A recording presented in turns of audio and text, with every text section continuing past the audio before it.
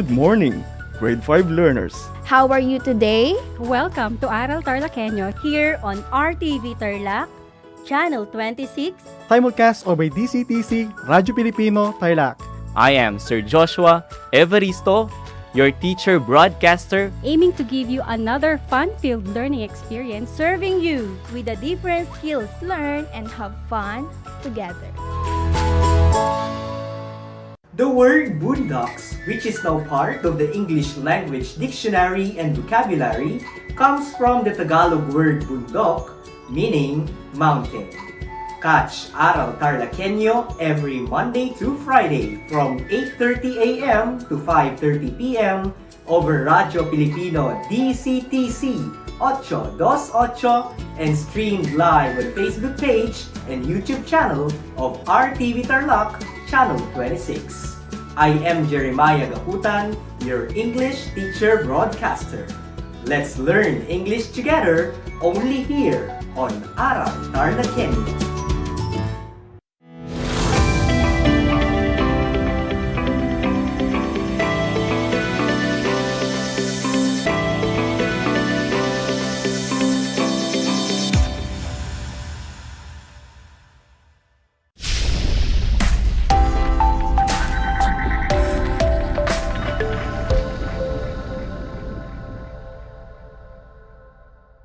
Good and lively morning, grade 4 learners.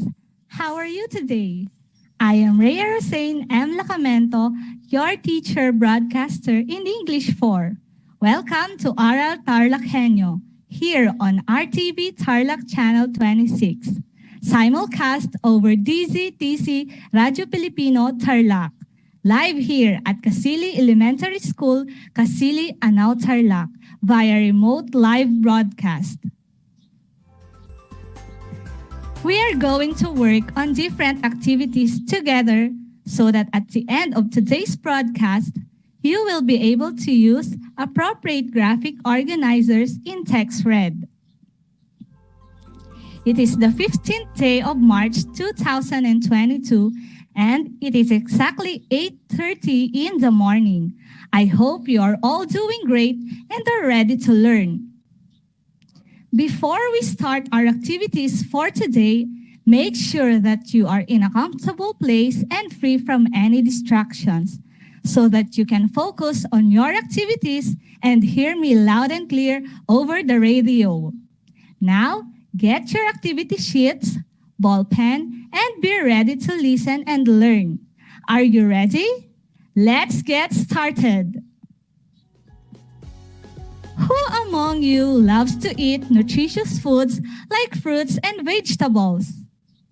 Who are fond of eating chips and soda? Do you want to know the effects of these foods to your body? Okay, let us find out. Eating nutritious food gives you energy and the nutrition you need that provide muscle growth. While eating junk foods can increase obesity. Obesity could more likely lead you to experience a mood disorder like depression. What are the two things being compared in the passage? Yes, you are right. Nutritious foods and junk foods. Now, from the passage that we have read, what are the advantages of eating nutritious foods? Perfect! Give energy and provide muscle growth. How about the disadvantages of eating junk foods? You are definitely a star. Increase obesity and lead to depression.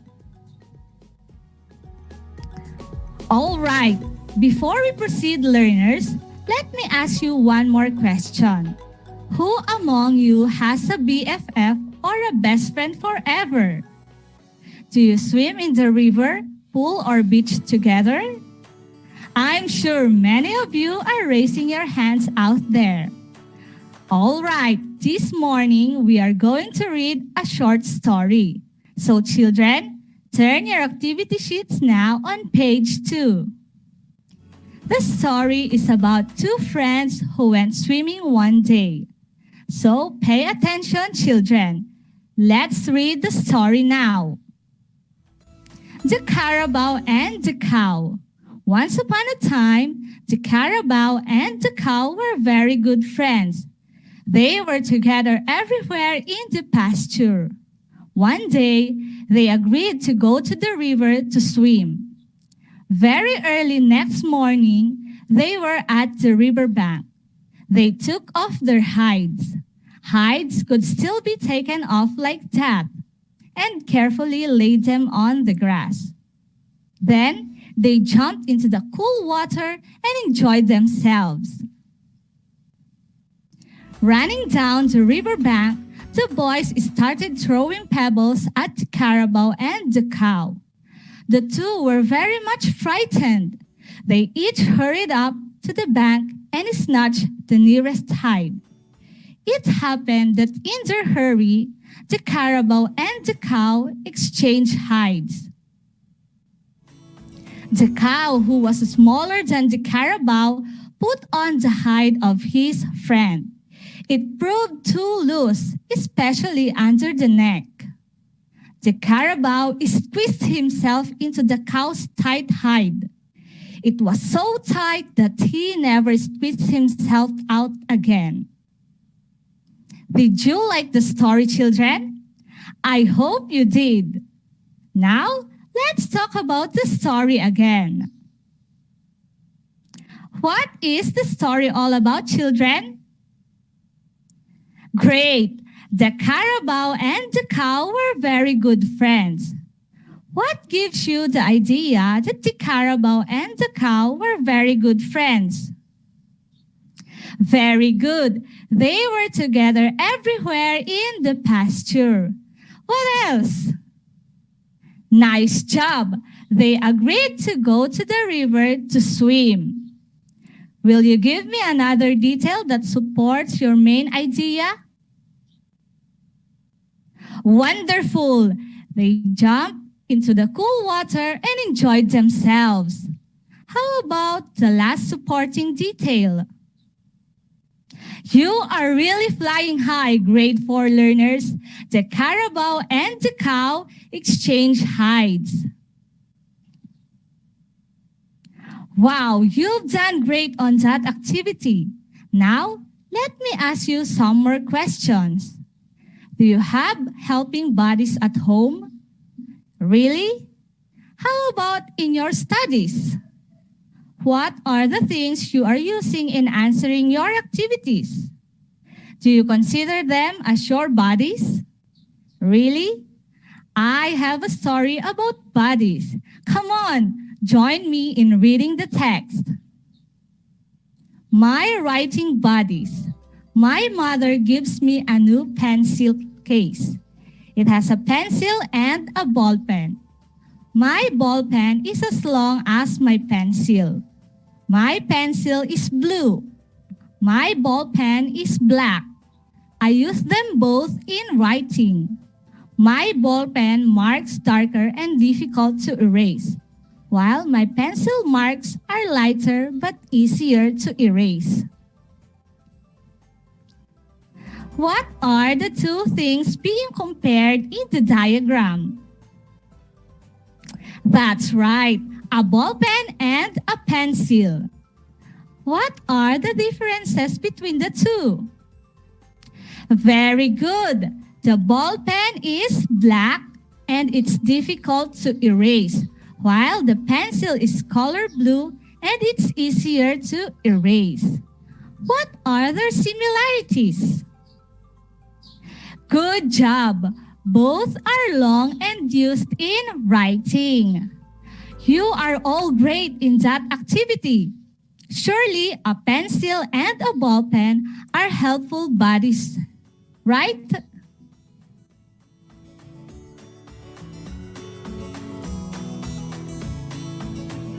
Now, let's go back to the activities that we did.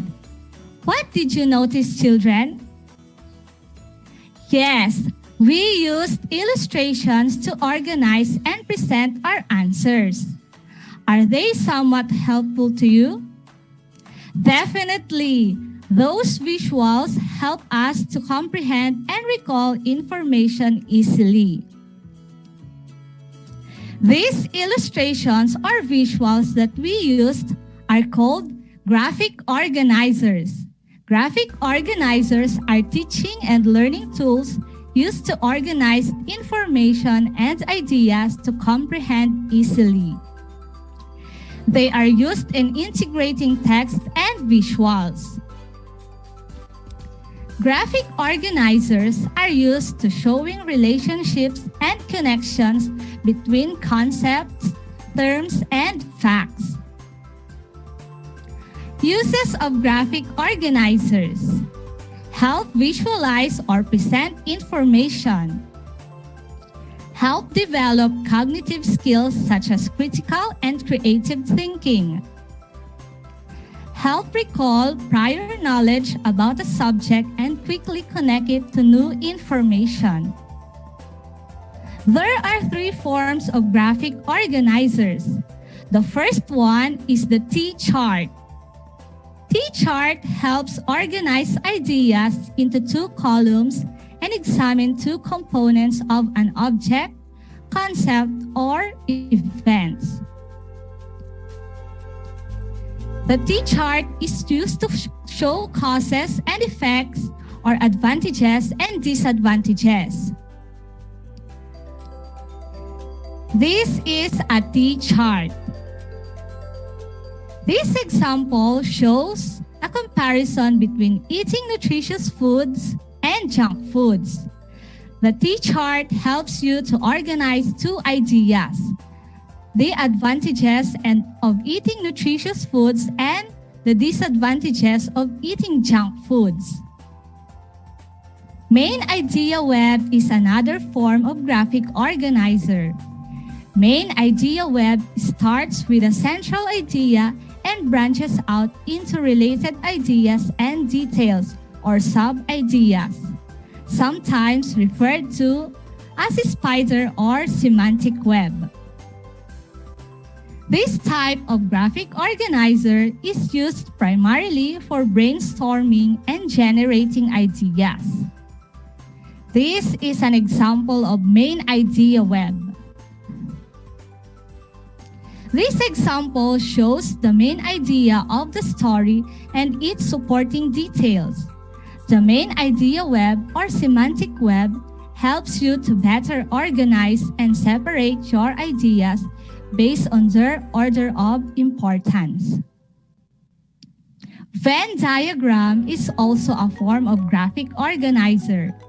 Venn diagram is used to compare two or more groups of persons, things, places, events, or ideas by visually displaying their similarities and differences into two or more circles that overlap.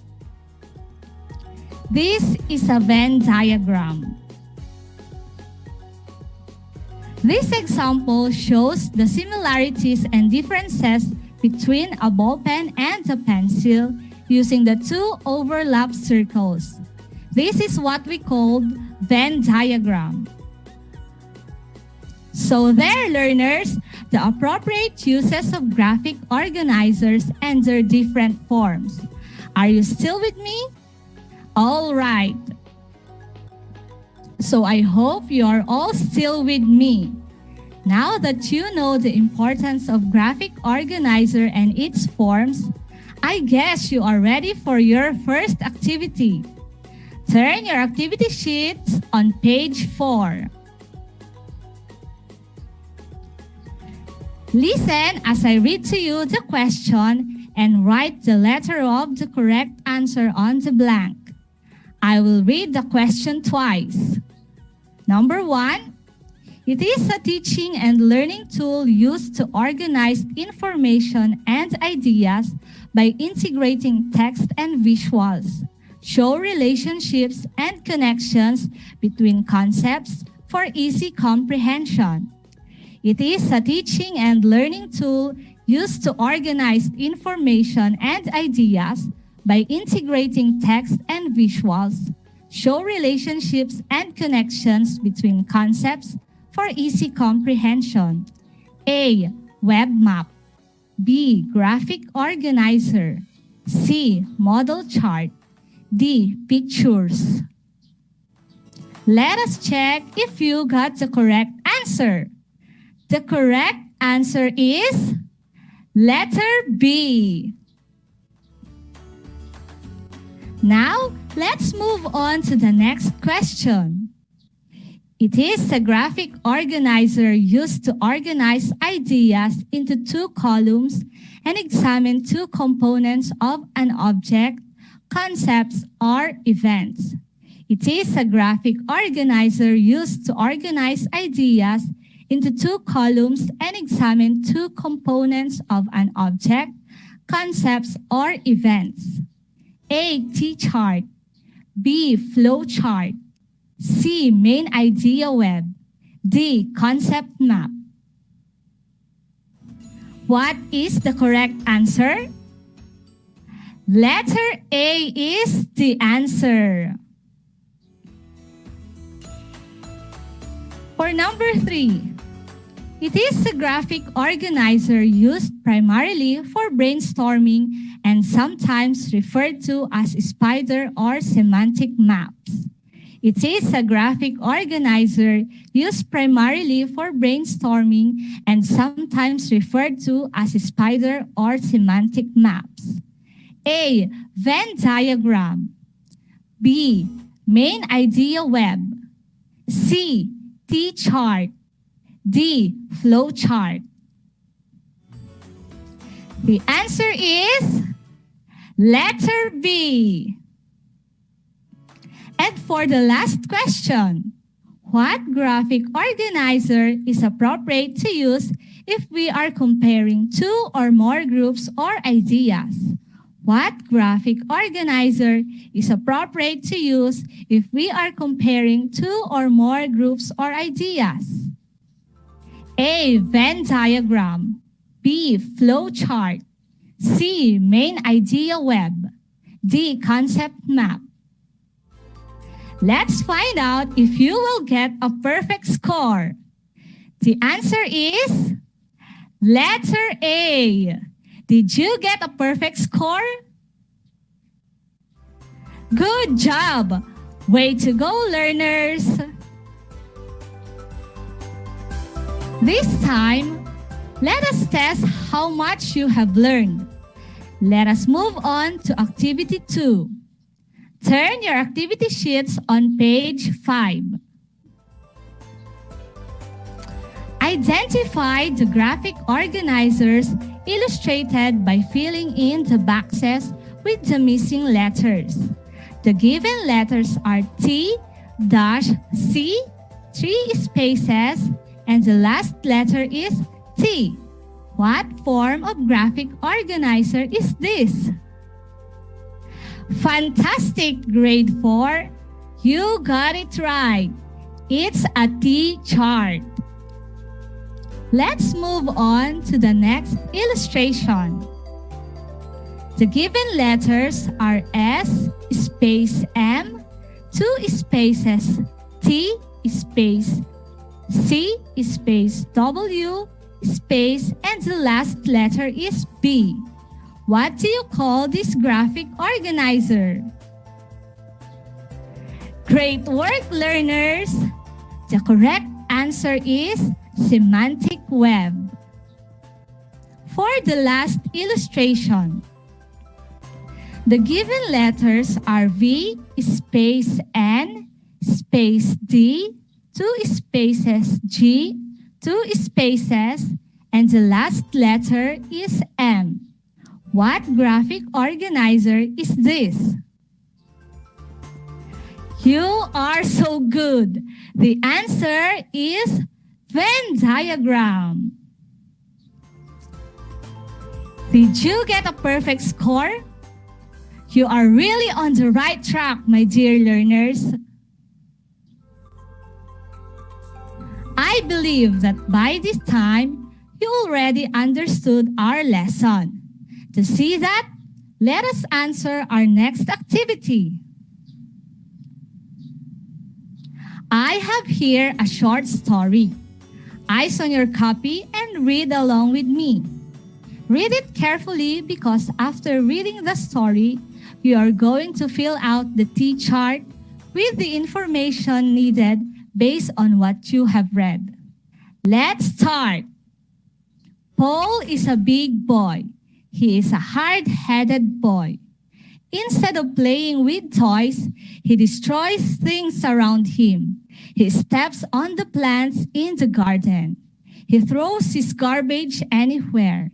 He does not care and show concern for the environment. One day, he learned a big lesson. Their barangay experienced a heavy flood.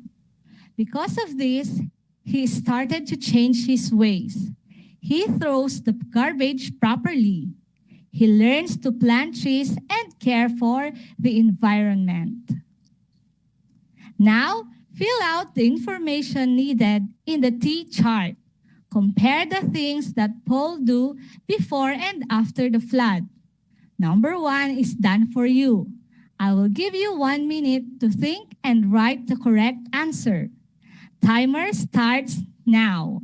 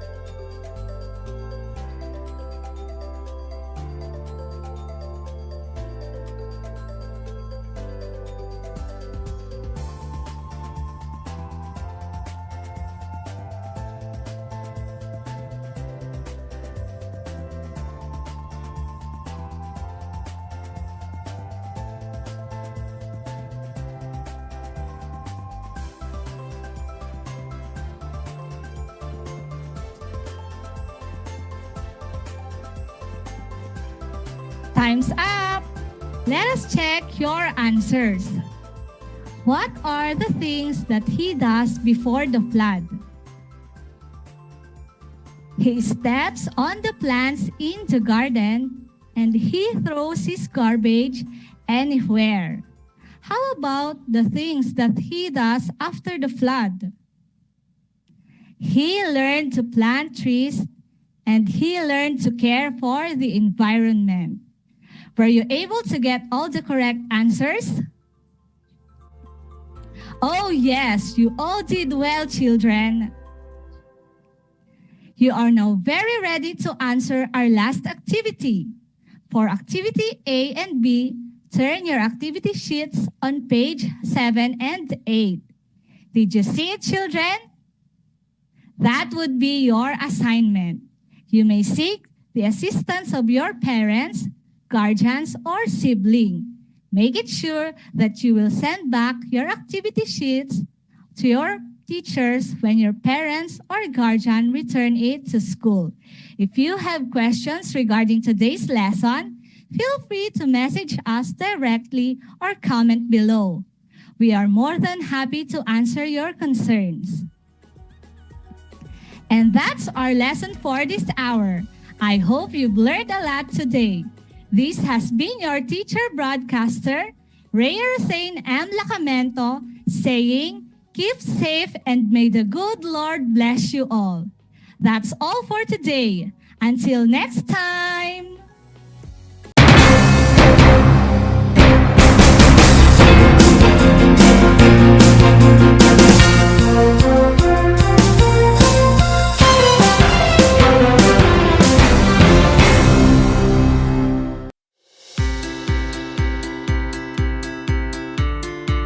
Upang matugunan ang mga kinakaharap na pagsubok ng mga guro at mag-aaral sa gitna ng kasalukuyang pandemya, Nagsanib tulong sina Congressman Charlie Cojuangco ng unang distrito ng Tarlac, DEPED Region 3 Regional Director Dr. May B. Eclar at Tarlac Schools Division Superintendent Dr. Ronaldo Poson para sa isang napapanahong proyekto na tinaguriang Project Shine, Aral TarlakHenyo. Ang mga mag-aaral ng Grade 4 at Grade 5, ganon din ang Grades 8 and 9 sa buong probinsya ng Tarlac, kasalukuyang sumasailalim sa radio-based instruction. Katuwang ang himpilang DZTZ 828 kHz AM at RTV Tarlac, Channel 26. Ang Tarlac po nangunguna po ngayon pagdating po sa radio-based instruction. Marami pong humahanga sa atin. I'm very happy this station, itong DCTC, could reach the whole of Region 3. Hindi natin alam, we are contributing. We are creating a very big dent in the history of Philippine education. And I am proud. I am here in Tarlac. This is the noble cause of education in which you and I, without you knowing it, we are bound to do.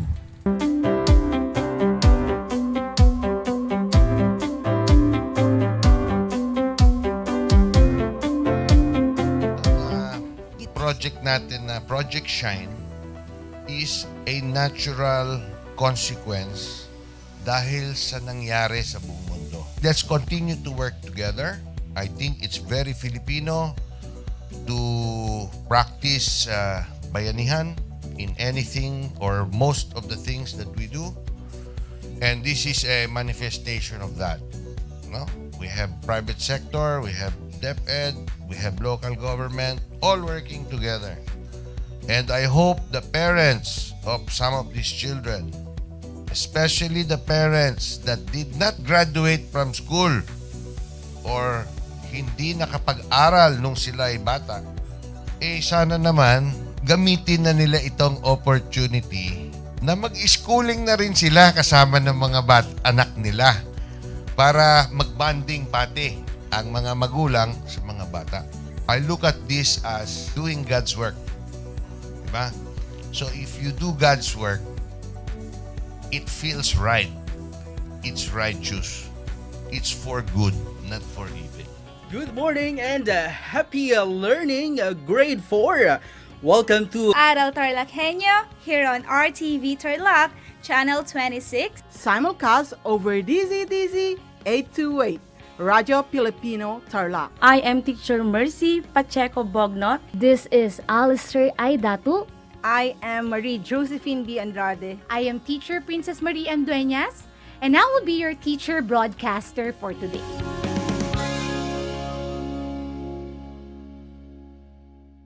Alam niyo ba na ang gitnang Luzon ay tinaguri ang banga ng bigas ng bayan at kamalig ng palay ng Pilipinas dahil dito nagbumula ang malaking produksyon ng bigas sa ating bansa.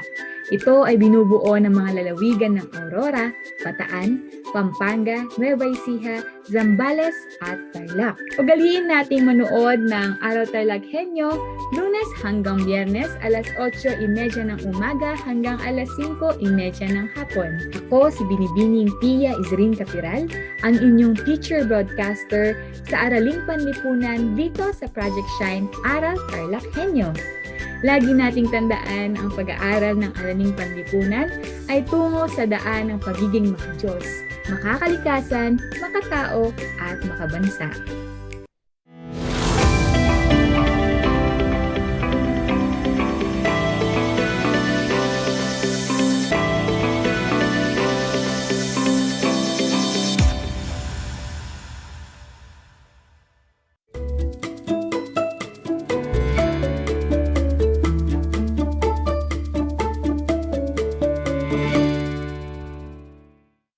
Welcome sa ating Aral TarlakHenyo ng Schools Division of Tarlac Province sa RTV Tarlac Channel 26 at sa DCDC Radio Filipino Tarlac na maghahatid ng karunungan sa himpapawid. Magandang araw! Naririto na naman tayo, nagsisikap at nagpupunyagi na maging makadiyos, makatao, makakalikasan at makabansa. Kamusta kayo mga ginigiliw kong mag-aaral? ang aking pagbati at paghanga sa inyong masidhing pagpupunyagi sa patuloy na pag-aaral sa himpapawid upang matuto sa kabila ng hamon ng pagkakataon, ang COVID-19 pandemic. Ako ang inyong guro sa Araling Panlipunan sa ika-4 na baitang, Ginoong Denver D. Garcia, upang samahan at gabayan kayong maunawaan ang nilalaman ng ating aralin sa mga programa ng pamahalaan tungkol sa pangkapayapaan. Bago natin umpisahan ang ating pag-aaral, narito muna ang ilang paalala. Una, siguraduhin nasa komportableng lugar kayo ngayon sa kasalukuyan at malinaw na naririnig o napapanood ang ating talakayan. Ikalawa, mas maigi na tapos na kayong kumain dahil mas magiging alerto at madali ninyong maiintindihan ang ating leksyon kung may laman ang inyong mga tiyan.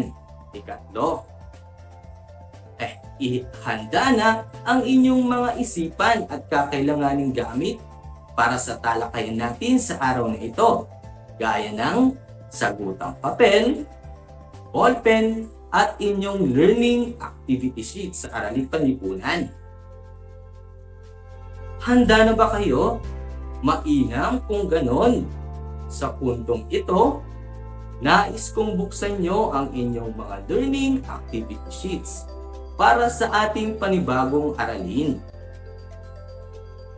Ang ating aralin sa araw na ito ay ang Most Essential Learning Competency na nasusuri ang mga programa ng pamahalaan tungkol sa kapayapaan.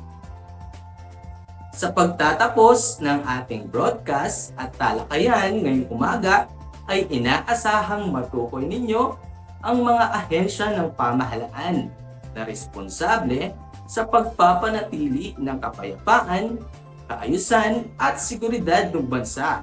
Malaman ang iba't ibang programang pangkapayapaan na isinusulong at pinapatupad nila.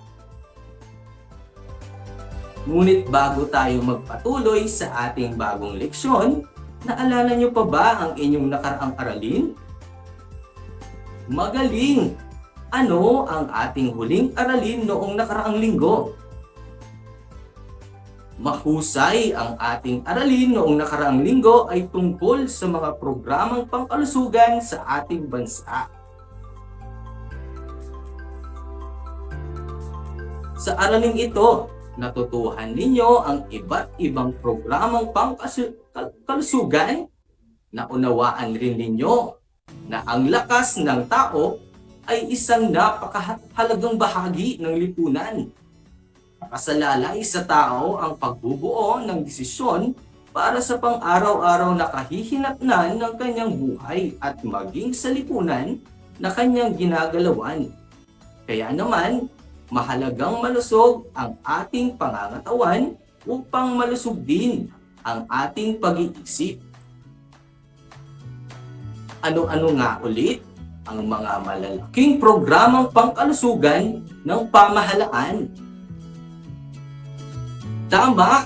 Ito ang National Health Insurance Program o NHIP, Complete Treatment Pack, pagbabakuna, programa sa mga ina at kababaihan, at programa laban sa iba pang mga sakit.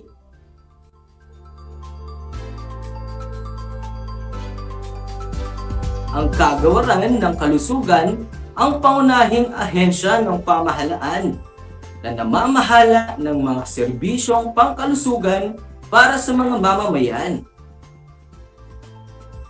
Bago tayo magsimula sa ating aralin, muli, ang ating layunin sa araw na ito ay nasusuri ang mga programang pangkapayapaan ng ating pamahalaan. Mga bata, ang kapayapaan ay nararanasan ng isang komunidad kung ang mga kasapi nito ay nagkakaunawaan at nagkakaisa ng mithiin.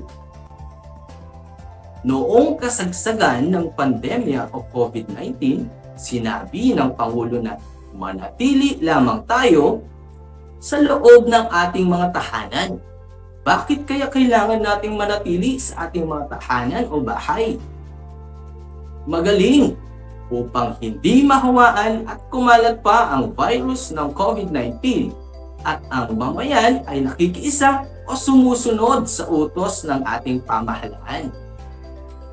Ngayong pandemya, nagkaroon din tayo ng mga checkpoint sa iba't ibang lugar o bayan. Bakit kaya may mga checkpoint o nagbabantay sa ating mga bayan o barangay?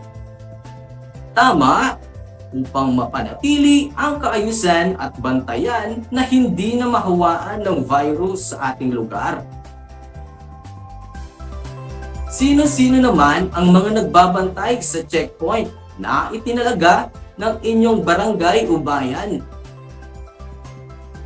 Magaling! Nandyan ang ating mga frontliners ng mga barangay, tanod, pulis, at sundalo. Sila ang nagpapanatili ng kaayusan at seguridad sa ating komunidad upang maiwasan ang kaguluhan. Ngayong umaga, masusuri natin kung ano-ano ang mga programang pangkapayapaan ng ating pamahalaan. Dahil nga, ang kapayapaan ay nararanasan ng isang komunidad kung ang mga kasapi nito ay nagkakaunawaan at nagkakaisa ng mithiin.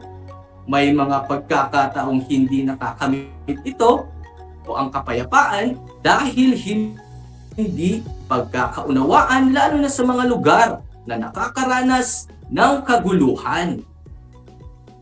Upang mapanatili ang kaayusan at kaligtasan ng mamamayan, may mga ahensya, ang pamahalaan na tumutugon sa pangangailangang ito. Nagpapatupad din ito ng mga programang pangkapayapaan upang maiangat ang kalagayang pang-ekonomiya ng mga kasapi ng komunidad. Upang maprotektahan ang mga mamamayan, may mga iba't ibang ahensya sa pangkapayapaan na itinaga ng ating pamahalaan. Narito ang mga ahensya ng pangkapayapaan ng pamahalaan. Ang unang ahensya sa pangkapayapaan ng pamahalaan ay ang Sandatahang Lakas ng Pilipinas o Armed Forces of the Philippines, AFP. Ang Sandatahang Lakas ng Pilipinas ang pangunahing lakas ng tagapagtanggol ng bansa. Tungkulin ng AFP na ipagtanggol ang bansa laban sa mga kaaway o mananakop, lokal man o banyaga, at pagpapanatili ng kaayusan at katahimikan ng bansa. May tatlong sangay o branches ang Sandatahang Lakas ng Pilipinas. Ito ang Hukbong Katihan o Army, Hukbong Dagat, Navy, at ang Hukbong Himpapawid, Air Force. Ang Hukbong Katihan o Army ay ang tagapagtanggol ng bansa sa digmaan o anumang uri ng rebelyon, paghihimagsik na may layuning pabagsakin ang pamahalaan. Sila rin ang nagproprotekta sa bansa at mamamayan laban sa dayuhang mananakop. Ang ikalawang sangay ay ang Hukbong Dagat o Navy. Sila ang nangangalaga at nagbabantay sa ating katubigan at tinatawag ding bantay dagat.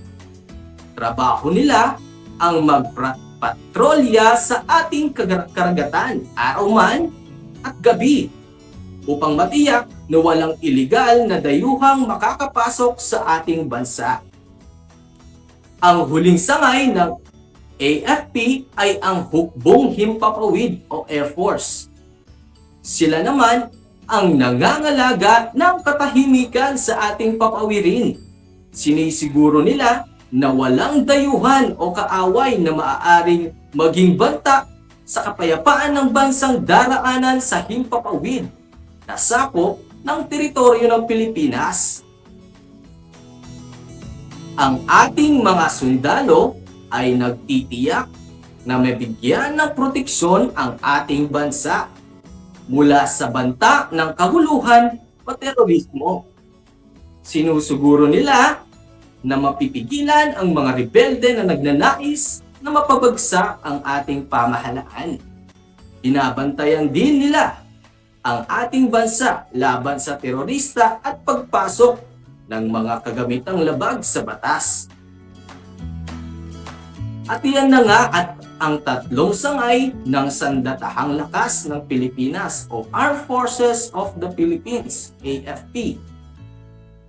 Kayo pa rin ba ay nakatutok sa RTV Tarlac Channel 26 para sa Project Shine Aral TarlakHenyo? Ngayon, ay alamin naman natin kung ano pa ang mga ahensyang pangkapayapaan ng ating pamahalaan. Ang pangalawang ahensya sa pangkapayapaan ng pamahalaan ay ang Kagawaran ng Tanggulang Pambansa o Department of National Defense, DND. Tungkulin nitong pangalagaan ang katahimikan sa loob at sa labas ng bansa. Tinitiyak nila ang seguridad ng bansa laban sa mga panganib. Ang pangatlong ahensya sa pangkapayapaan ay ang mga lokal na pamahalaan, Local Government Units, LGU. Sila ang nangangasiwa sa katahimikan at kaayusan ng mga lungsod at bayan. Tumutulong ang mga lokal na pamahalaan sa pagpapanatili ng kaayusan sa kani-kanilang nasasakupan sa mamamagitan ng pagpapatupad ng mga ordinansa naglalayon ng kapayapaan sa lugar na nasasakupan. Ang pang-apat na ahensya ng pangkapayapaan ay ang Pambansang Pulis ng Pilipinas o Philippine National Police, PNP. Ang PNP ay ang lakas ng hanay ng kapulisan ng bansa. Sila ang kaikibat ng lokal na pamaalahan sa pagsugpo ng mga krimen at paghuli sa mga taong lumalabag sa batas. Pinipigilan ng PNP ang mga gumagawa ng masama o krimen tulad ng pagnanakaw, pananakit at pagpatay. Inuhuli nila ang mga gumagawa ng krimeng ito. Katulong pa rin sila ng pagpapatupad ng mga batas trapiko. May iba pang programang pangkapayapaan ng pamahalaan. Ito ang pamana o payapa at masaganang pamayanan. Ito ang isang balangkas at programa para sa kapayapaan at pag-unlad sa mga lugar na apektado ng kaguluhan at mga lugar na sakop ng umiiral na kasunduang pangkapayapaan. Ang mga nakikinabang sa mga programang ito ay ang Zamboanga, Basilan, Sulu, Tawi-Tawi, Zambazulta, at Cordillera. Layunin ng programang ito na mapaunlad ang kabuhayan at pagkakataon para makapagtrabaho sa mga lugar na mahihina at may kaguluhan. Palakasin ang kakayahan ng mga lokal na pamunuan at isulong ang mga plano at programa nito sa pakayapaan. Nang hihikayat din sila ng mga mamamayan na makiisa sa pagsulong ng kapayapaan at kaunlaran ng kanilang komunidad. Karapatan nating mga Pilipino na mamuhay ng mapayapa at ligtas sa komunidad ng ating kinabibilangan. Ang mga ahensya ng pamahalaan ang tumutulong upang mapanatili ang kaligtasan, katahimikan, at kaayusan ng barangay, bayan, lalawigan, o buong bansa. Naintindihan ba ninyo ang ating aralin? Magaling! Sige nga, subukan natin. Ano ang nararanasan ng isang komunidad kung ang mga kasapi nito ay nagkakaunawaan at nagkakaisa ng mithiin. Tumpak, ito ang kapayapaan sa komunidad. Ano-ano ulit ang mga ahensya sa programang pangkapayapaan ng ating pamahalaan? Mahusay! Ito ang sandatang lakas ng Pilipinas, Armed Forces of the Philippines, AFP, Kagawaran ng Tanggulang Pambansa, Department of National Defense, DND, mga lokal na pamahalaan, Local Government Units, LGU, Pambansang Pulisya ng Pilipinas, Philippine National Police, PNP, at ang pamana o payapa at masaganang pamayanan. Magaling mga bata! May inihanda akong unang pagsasanay na makikita sa inyong learning activity sheet. Subukan natin kung kaya nyo itong sagutin. Narito ang panuto. Lagyan ng check kung nakatutulong sa pagpapanatili ng kapayapaan at X naman kung hindi nakatutulong sa pangkapayapaan. Una, pakikipagsabwatan sa mga magnanakaw. Ito ba ay check o X? Kung ang inyong sagot ay X, mahusay. Ito ay hindi nakatutulong sa pagpapanatili ng kapayapaan. Kalawa, pagpapatupad ng mga pulisya hinggil sa kapayapaan. Ito ba ay check o X? Kung ang inyong sagot ay check, tama kayo, ang gagaling. Ikatlo, negosasyong pangkapayapaan sa pagitan ng pamahalaan, mga makakaliwa at Bangsamoro Islamic Freedom Fighters. Check ba o X ang sagot dito mga bata? Siyempre, kung ang sagot nyo ay check, tama na naman. Ika-apat, pagpapaunlad ng kabuhayan ng mga kababaihan sa pamamagitan ng pananahi at pagtitinda. Ito ba ay check o X? Ang tamang sagot ay check, ang gagaling. Ang huhusay nyo. Narito naman ang huli o ikalima. Pagsunod ng batas trapiko sa kalsada. Ito ba ay check o X? Siyempre, kung ang sagot nyo ay check, tama na naman kayo. Wow, napakahusay. Napahangan nyo ako mga bata. May inihanda pa akong pangalawang pagsasanay na nasa inyong activity sheets. Tignan natin kung kaya nyo ulit itong sagutin. Narito ang panuto. Punan ang patlang ng tamang ahensya ng pamahalaan upang mabuo ang bawat pangungusap. Ang inyong mga pagpipiliang sagot ay mga lokal na pamahalaan, LGU, Sandatahang Lakas ng Pilipinas, AFP, Payapak at Masaganang Pamayanan, Pamana, Kagawaran ng Tanggulang Pambansa, TND, at Pambansang Pulisya ng Pilipinas, PNP. Sa mga nanonood sa ating FB Live, ay i-comment lamang ang inyong mga sagot at sa mga nanonood sa kanilang mga telebisyon o nakikinig sa DZTZ 828 ay isulat lamang ang inyong mga sagot sa inyong sagutang papel. Unang pangungusap. Patlang ay isang balangkas at programa para sa kapayapaan at pag-unlad sa mga lugar na apektado ng kaguluhan. Anong ahensya ito? Ikalawang pangungusap, tumutulong ang mga patlang sa pagpapanatili ng kaayusan sa kani-kanilang bayan o lungsod na nasasakupan. Anong ahensya ito? Ikatlong pangungusap, ang patlang ay ang pangunahing lakas na tagapagtanggol ng bansa laban sa mga kaaway o mananakop.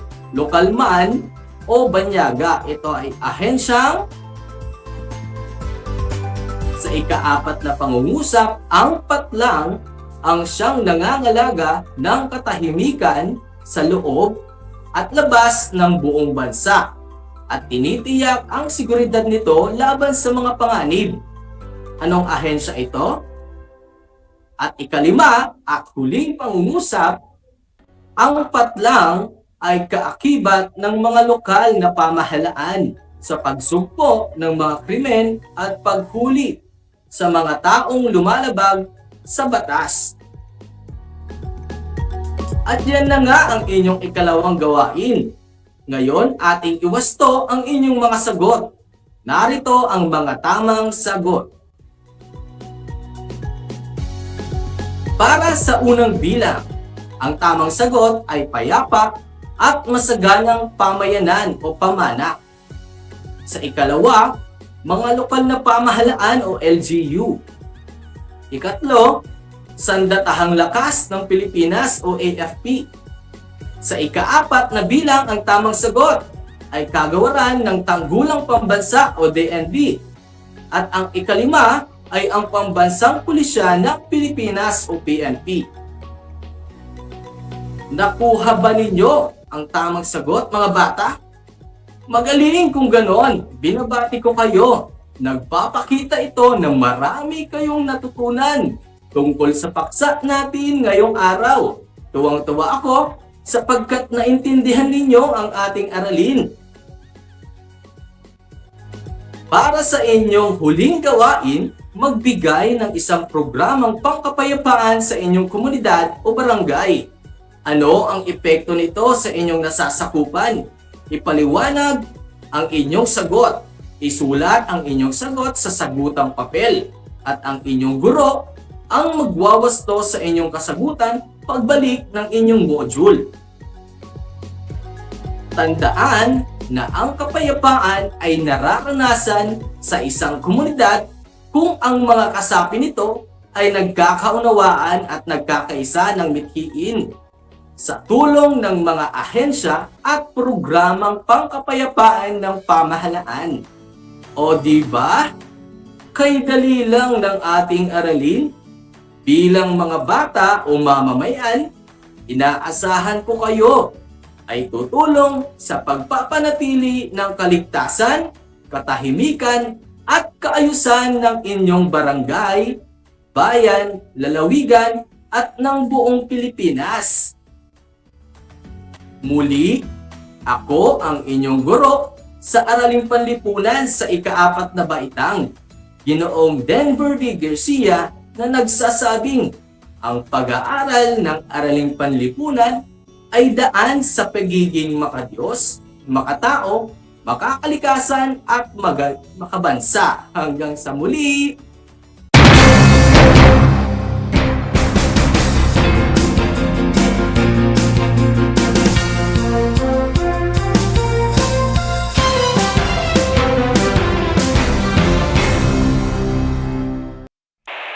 Bahagi mo Radyo Pilipino saan mang bahagi ng Pilipinas, saan mang bahagi ng mundo, anumang uri ng pamumuhay. Ito ang Kabahagi Mo Radyo Pilipino, napapakinggan on air and online sa buong mundo sa pamamagitan ng www.radiopilipino.com. Impormasyong may kalidad at serbisyong may halaga, kasama katuwang Kapinoy. Kabahagi Mo Radyo Pilipino. Radyo Pilipino.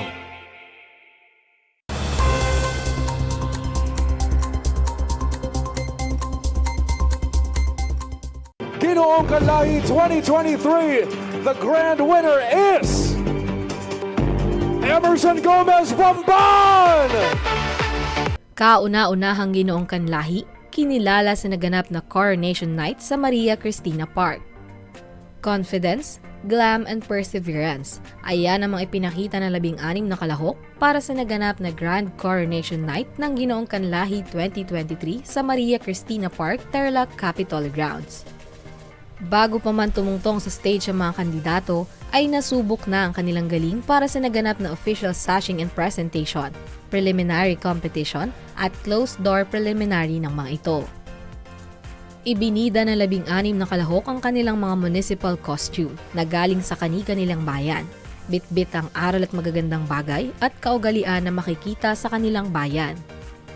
Hinirang na Best in Municipal Costume sina Kim Carlos Nool mula sa bayan ng San Jose at si Jewel Dan Kibuyen mula sa bayan ng Moncada. Umaapaw naman ang mga cheer ng manonood nang ibinida na ng mga kandidato ang kanilang beachwear, kung saan nasungkit ni Mark Anthony C. mula sa Tarlac City ang kampyonato. Nakuha naman ni Jewel Dan Kibuyen ng Moncada ang Mr. Friendship Award. Mr. Personality naman si Peter James Domingo ng Mayantok. Mr. Photogenic naman si Aldrin David Jr. ng Santa Ignacia. Face of the Night si Tarlac City Ren Sulweta at Top Model Awardee at Best Informal Wear naman si Joe Marzon Dunuan ng Paniki. Dagdag pa rito, mayroon ding mga special awards na nasungkit ng mga kandidato mula sa iba't ibang sponsors. Muli namang pinatunayan ng mga kandidato ang kanilang galing matapos i-anunsyo ang top 10 na kinabibilangan ng mga kalahok mula sa bayan ng Mayantok, Bamban, Tarlac City, Moncada, Capas, Santa Ignacia, Paniki at San Jose. Wagi namang nakuha ni Emerson Gomez Jr. mula sa Bamban ang kanyang pwesto matapos i-anunsyo ang top 5 na kinabibilangan ni Kim Carlos Nool ng San Jose, Jewel Dan Kibuyen ng Moncada, Mark Anthony C. ng Tarlac City at Aldrin David Jr. ng Santa Ignacia. Kanya-kanyang galing naman ang mga kalahok para sa pagsagot sa final question. Bago pa i-anunsyo ang mga nanalo, nagbigay naman ng maikling mensahe si Tarlac Province Governor Susan A. Yap para sa lahat ng dumalo sa aktibidad. Magandang gabi, Tarlac! Hello? Ang pinakaabang nyo ng moment narito na ngayon. Ako'y una, gusto ko magpasalamat sa ating mga minamahal na mayor na narito ngayon para suportahan at mag-cheer sa kanilang mga kandidato. We've been this 7th Kanlahi Festival brought to you by the provincial government has been a success. To our tourism department and all our department heads, Mr. Butch Ventura, our administrator, who took all the efforts to bring you a week-long festivities. I hope all of you are happy. Happy ba? Yes, okay. So, hindi ko na po papatagalin. Gusto ko lang po magpasalamat sa lahat ng narito ngayong gabi being one with us in our 7th Kanlahi Festival. Dagdag pa rito, bago pa man i-anunsyo ang mga nanalo ay kanya-kanyang cheer na ang mga manonood para sa kanilang mga pambato. Itinalaga ang Ginoong Kanlahi 2023 4th runner-up si Jewel Dan Kibuyen ng Moncada. Nasungkit naman ni Kim Carlos Nool ng San Jose ang 3rd runner-up. 2nd runner-up naman si Mark Anthony C. ng Tarlac City. At 1st runner-up naman si Aldrin David Jr. ng Santa Ignacia. Ayon dito, ito umano ang kauna-unahang sumabak ito sa isang prestigious pageant. Pinasalamatan din ito si Governor Susan Yap at Santa Ignacia Mayor Nora Modomo. First and foremost, I'd like to thank everybody because without them, I won't be here. I am ecstatic, I am having fun, and I am grateful for each and every one of you. Aldrin Peralta David Jr. from Santa Ignacia, and I took the first runner-up here in Ginoong Kanlahi 2023. Hinirang naman na kauna-unahang Ginoong Kanlahi 2023 si Emerson Gomez Jr. ng Bamban.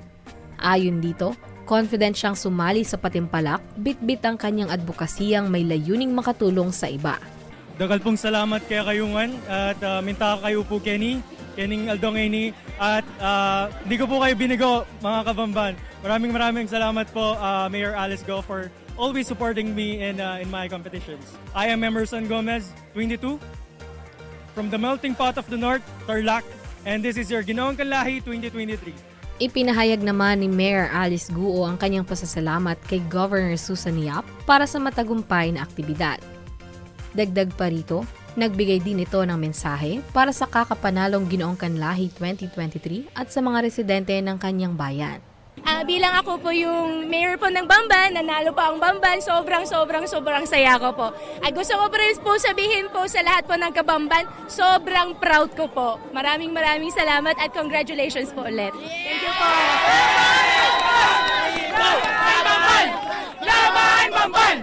Ang naganap na Ginoong Kanlahi 2023 ay isang patunay na hindi lang bibida ang mga kalalakihan sa palakasan o pakisigan, kundi kaya rin makipagsabay ng mga ito sa isang pageant.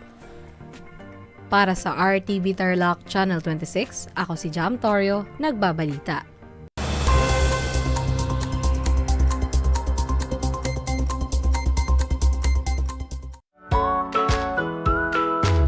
Good morning, grade 5 learners.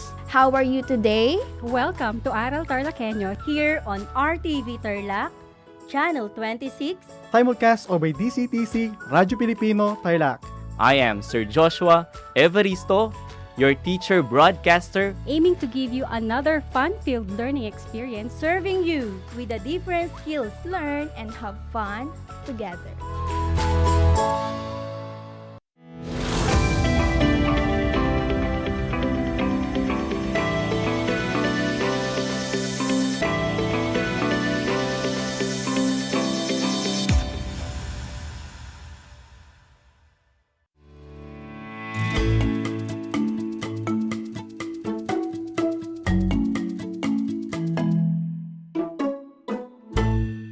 Isang magandang araw sa mga minamahal naming mga magulang at mag-aaral sa ika-4 na baitang. Halina at matuto sa ating Aral TarlakHenyo, hatid sa inyo ng DZTC 828 at sabayang mapapanood sa RTV Channel 26, Converge Channel 100, at Facebook live stream. Masaya ako at kayo'y aking makakasama sa isang makabuluhang talakayan. Ako ang inyong teacher broadcaster, Binibining Mary Rose D. Robancho, sumasahimpapawid mula sa bayan ng Pamiling Tarlac at maghahatid sa inyo ng bago at makabuluhang kaalaman sa EPP Industrial Arts Grade 4. Inaasahan ko na kayo ay nasa isang komportableng lugar at maayos na naririnig ang ating broadcast. Sa puntong ito, nais kong ihanda ninyo ang inyong learning activity sheets, lapis o ballpen, papel o kwaderno, at samahan kaming itulay ang pagkatuto para sa Batang TarlakHenyo. Sabay-sabay nating ihanda ang ating isipan at makinig ng mabuti sa ating aralin. Kung gusto ninyong sumagot o mayroon kayong mga katanungan, maaari ninyong i-comment o isulat sa chat box na makikita sa inyong screen. Handa na ba kayo? Handa na ba kayong makinig, mga bata? Ang ating layunin ngayong araw ay ang kahalagahan ng kaalaman at kasanayan sa outlining. Ngunit bago tayo tumako sa ating aralin, nais kong magbalik tanaw tayo sa ating nakaraang leksyon, ang shading. Tignan ang larawan. Maayos ba ang pagkakashade ng rosas sa larawan? Tama! Ano ang naging epekto ng shading sa larawan? Magaling! Nabigyan ng emphasis at buhay ang ginuhit na larawan. Ang shading ay ginagawa ito sa pamamagitan ng pagkuskus ng lapis upang maging maitim o madilim ang bahaging hindi naaabot ng liwanag sa isang tropis. Ang shading ay isang pamamaraan sa sining na gumagamit ng iba't ibang value sa papel na nagpapakita ng tamang posisyon ng ilaw at anino ng isang bagay. Nagiging makatotoo sa paningin kapag maingat na naipapakita ang shading ng isang bagay. Mahalaga ang tamang paghahalo ng liwanag at dilim.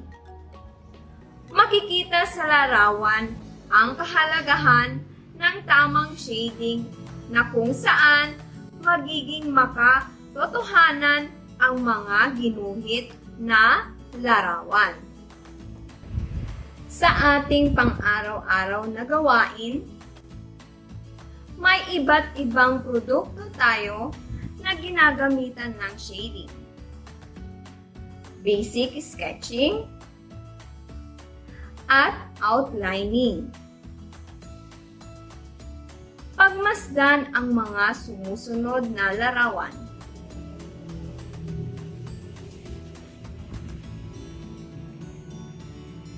Sino ang nasa larawan? Tama, si Catriona Gray. Siya ay tinanghal bilang Miss Universe noong 2018. Ano ang masasabi ninyo sa kanyang kasuotan? Magaling! Ang kanyang kasuotan ay makulay at magara. At ang gumawa ng kanyang gown ay si Mac Tumang, isang Filipino fashion designer. Makikita sa ginuhit na larawan ang tamang sketching, shading, at outlining. Sa pangalawang larawan,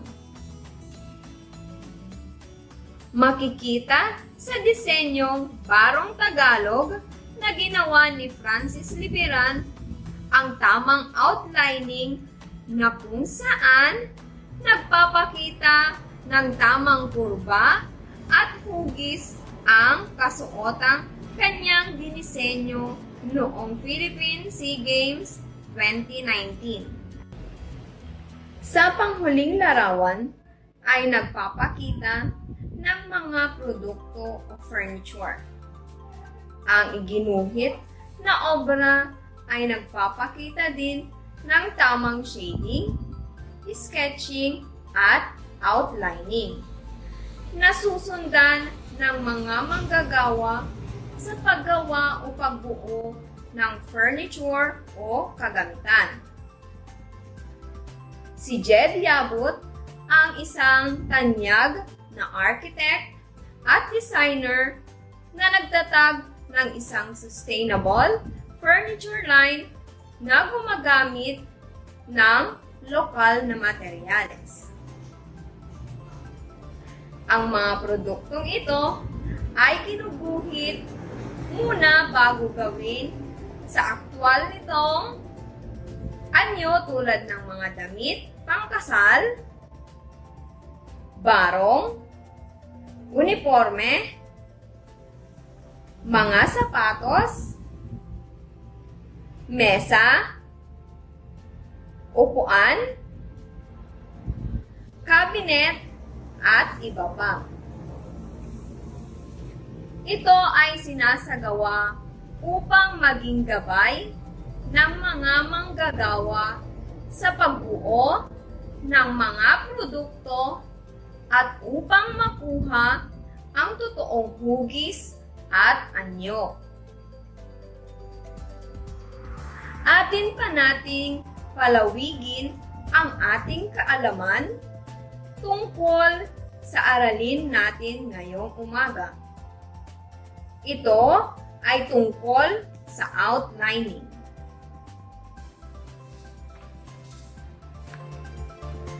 Dapat mo bang i-outline ang iyong pagguhit? Ito ang isa sa mga pinakakaraniwang tanong na nababanggit sa paggawa ng isang sining.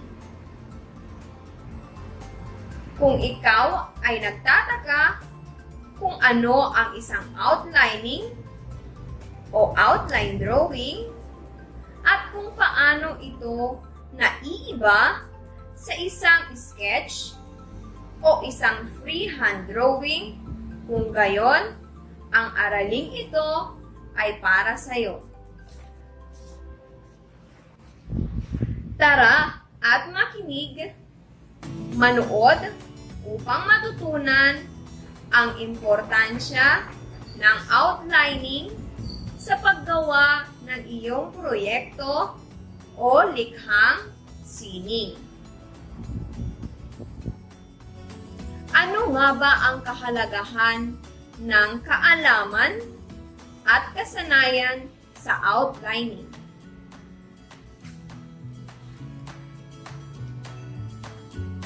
Ang outlining ay mga guhit na sumusunod sa hugis o tabas ng larawang iginuguhit.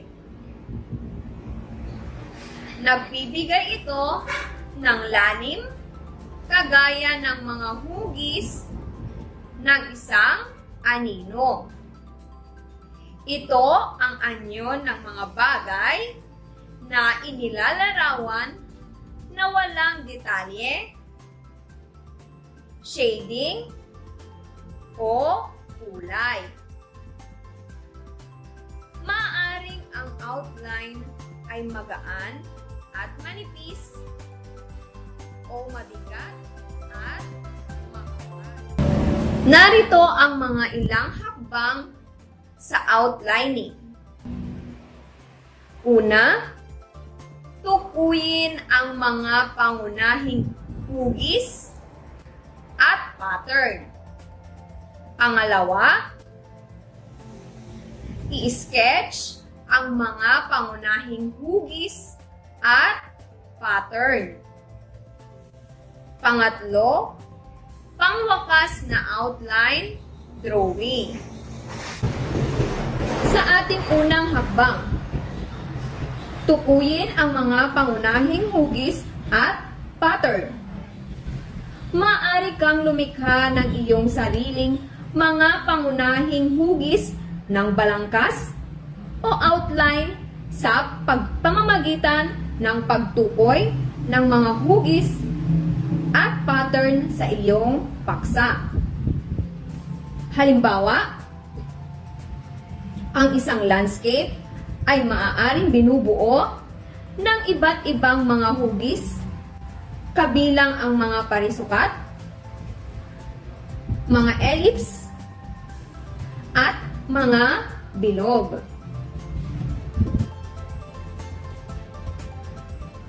Narito ang halimbawa ng larawan na nagpapakita sa unang hakbang. May iba't ibang hugis na parisukat, bilog, at repetition ng mga linya. Maaari kang gumawa ng outline drawing ng isang landscape sa pamamagitan ng pagtukoy sa mga hugis na gusto mong isama sa iyong artwork. Makakatulong ito sa iyo na maitatag ang tamang proportion sa iyong sariling likhang sining.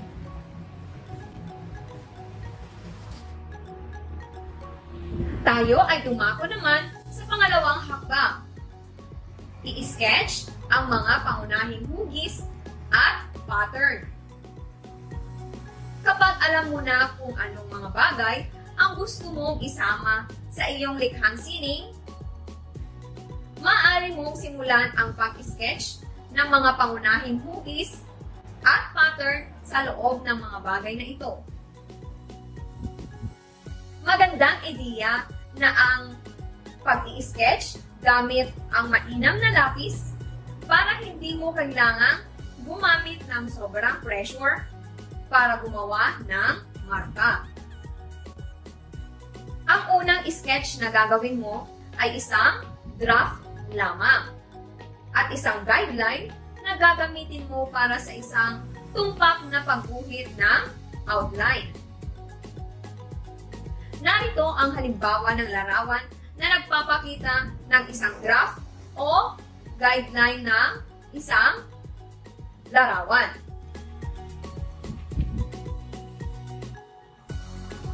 Sa ating pangatlong hakbang, pangwakas na outline drawing. Gamit ang isang matalim na lapis o isang fine liner pen, tingnan ang sketch drawing ng mga hugis ng mga bagay sa iyong komposisyon. Dapat kang gumamit ng sapat na presyon upang lumikha ng isang madilim na balangkas. Ulitin ang prosesong ito para sa lahat ng mga bagay sa iyong komposisyon hanggang sa makakuha ka ng tumpak na pagguhit ng outline. Ito ang larawan na nagpapakita ng pangatlong hakbang.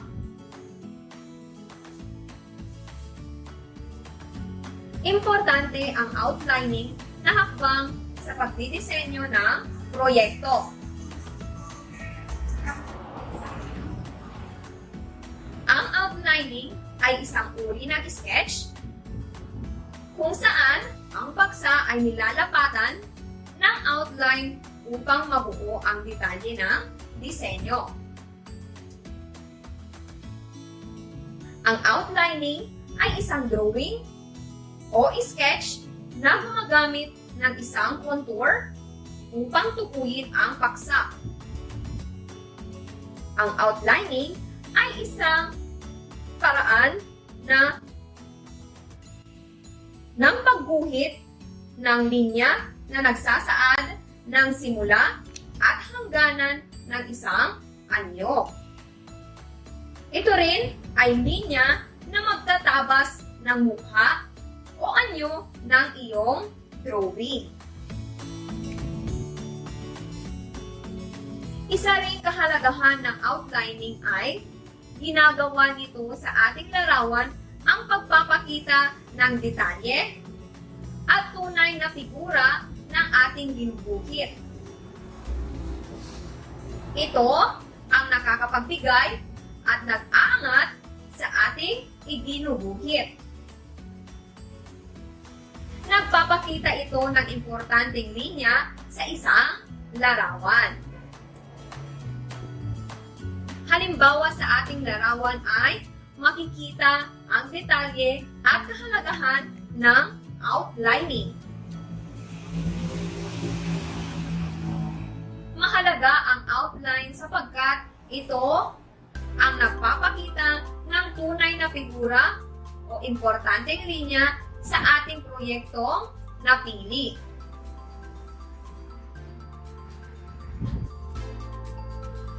Sa tamang komposisyon ng shading, sketching, at outlining, ay makakabuo tayo ng proyektong may buhay o proyekto na magkakabuhay.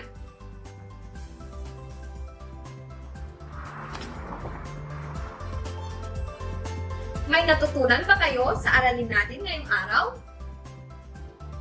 Ngayon ay magkakaroon tayo ng maikling pagsusulit upang malaman natin kung talagang lubos ninyong naintindihan ang ating aralin. Ihanda na ang sagutang papel at ang inyong panulat. Sa mga nanonood sa Facebook Live, maaari ninyong i-type ang inyong mga sagot sa comment box. Handa na ba kayo? Umpisahan na natin. Panuto. Basahin ang mga pangungusap at isulat ang tama kung ang pahayag ay may katotohanan. At mali naman kung ito ay walang katotohanan. Sa ating unang bilang, ang outlining ay isang drawing o sketch na gumagamit ng isang contour upang tukuyin ang paksa. Ang outlining ay isang drawing o sketch na gumagamit ng isang contour upang tukuyin ang paksa. Tama o mali? Sa ating pangalawang bilang, dapat kang gumamit ng sapat na presyon upang lumikha ng isang madilim na balangkas. Pangalawang bilang, dapat kang gumamit ng sapat na presyon upang lumikha ng isang madilim na balangkas. Pangatlong bilang, ang outlining ay ginagawa sa pamamagitan ng pagpuspos ng lapis upang maging maitim o madilim ang bahaging hindi naaabot ng liwanag sa isang croquis. Ang outlining ay ginagawa sa pamamagitan ng pagpuspos ng lapis upang maging maitim o madilim ang bahaging hindi naaabot ng liwanag sa isang croquis. Tama o mali? Sa ating pang-apat na bilang, ang outlining ay isa ring pangangailangan sa pagguhit. Ito ay linya na nagsasaad ng simula at hangganan ng isang anyo. Ito ay linya na magtatabas ng mukha o anyo ng iyong drawing. Ang outlining ay isa ring pangangailangan sa pagguhit. Ito ay linya na nagsasaad ng simula at hangganan ng isang anyo. Ito ay linya na magtatabas ng mukha o anyo ng iyong drawing. Tama o mali? Sa ating panglima at huling bilang, ang outlining ay isang uri ng sketch kung saan ang paksa ay nilalapatan ng outline upang mabuo ang detalye ng disenyo. Ang outlining ay isang uri ng sketch kung saan ang paksa ay nilalapatan ng outline upang mabuo ang detalye ng disenyo. Tama ba ang inyong mga kasagutan? Ating alamin kung ilang puntos ang inyong makukuha sa ating aralin. Narito ang mga tamang sagot. Sa ating unang bilang, tama. Ang outlining ay isang drawing o sketch na gumagamit ng isang contour upang tukuyin ang paksa. Sa pangalawang bilang, ang sagot ay tama. Dapat kang gumamit ng sapat na presyon upang lumikha ng isang madilim na balangkas. Sa ating pangatlong bilang, ang sagot ay mali dahil ang pagpuspos ng lapis upang maging maitim o madilim ang bahaging hindi naaabot ng liwanag sa isang croquis ay tinatawag na shading. Sa ating pang-apat na bilang, ang sagot ay tama. Ang outlining ay isa ring pangangailangan sa pagguhit. Ito ay linya na nagsasaad ng simula at hangganan ng isang anyo. Ito ay linya na magtatabas ng mukha o anyo ng iyong drawing. Sa ating panglima at panghuling bilang, ang sagot ay tama. Ang outlining ay isang uri ng sketch kung saan ang paksa ay nilalapatan ng outline upang mabuo ang detalye ng disenyo. Magaling at napakahusay ninyo. Binabati ko kayo mga bata. Sa susunod nating aralin, ay gawin pa rin natin ang pakikinig ng mabuti at paghusayan pa ang mga gawain sa susunod upang makakuha ng mataas na puntos. Binabati ko kayong lahat dahil sa ipinakita ninyong galing sa ating aralin ngayong araw. Nais kong bigyan ninyo ang inyong mga sarili ng malakas na palakpak dahil sa ipinakita ninyong partisipasyon at pakikinig sa ating aralin. At sa mga magulang na patuloy na sumusubaybay sa kanilang mga anak, binabati ko rin po kayo at marami pong salamat. Hanggang sa muli nating pagkikita, ito ang inyong teacher broadcaster sa EPP Industrial Arts Grade 4, Mary Rose D. Rubancho, na ang EPP ay Eden. Easy, doable, enjoyable, now.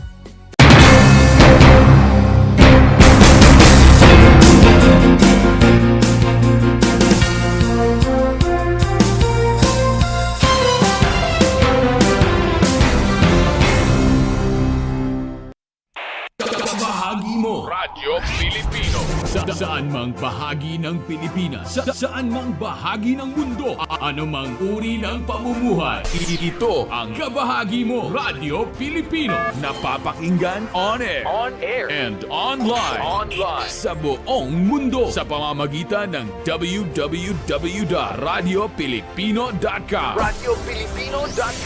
Impormasyong may kalidad at serbisyong may halaga, kasama katuwang Kapinoy. Kabahagi Mo. Kabahagi Mo Radyo Pilipino. Radyo Pilipino.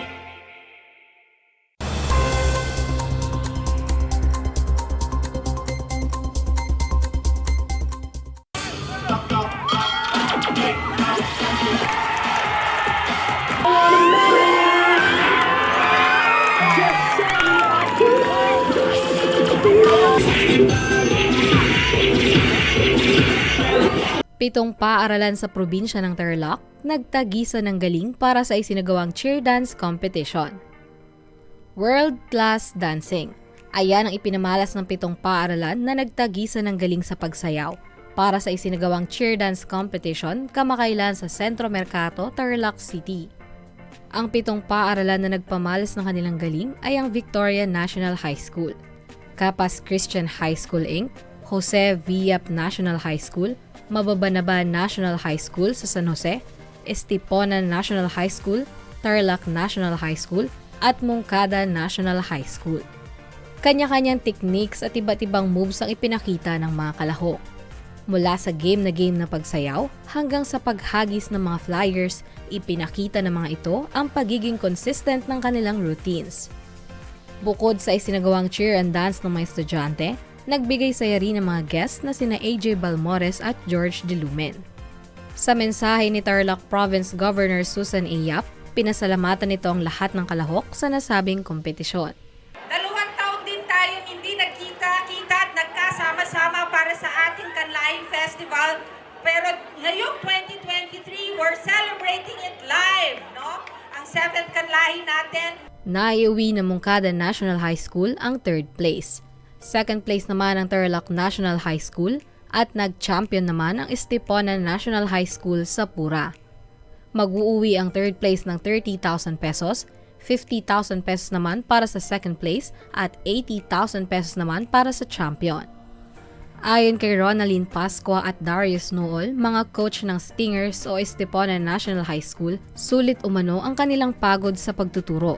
Lahat ng itinuro ng mga ito ay nakuha ng mga bata. This is our first time to be the champion, but we promise to the next years we will bring back ulit yung championship na nakamit ng mga bata. Kung paano namin inalagaan yung mga bata this year, much more this coming years.